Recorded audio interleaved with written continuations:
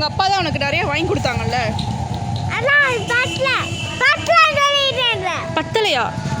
உனக்கு இன்னைக்கு கேக் வாங்கி கொடுத்துருக்காங்க, ஐஸ்கிரீம் வாங்கி கொடுத்துருக்காங்க, கோன் ஐஸ் வாங்கி கொடுத்தாங்கல்ல, ஜூஸ் வாங்கி கொடுத்தாங்கல்ல, பேக் வாங்கி கொடுத்துருக்காங்க, பாக்ஸ் வாங்கி கொடுத்துருக்காங்க.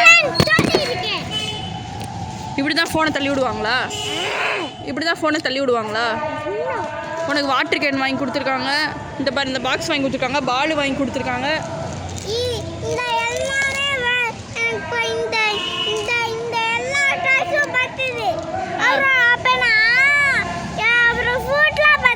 என்ன பத்தல?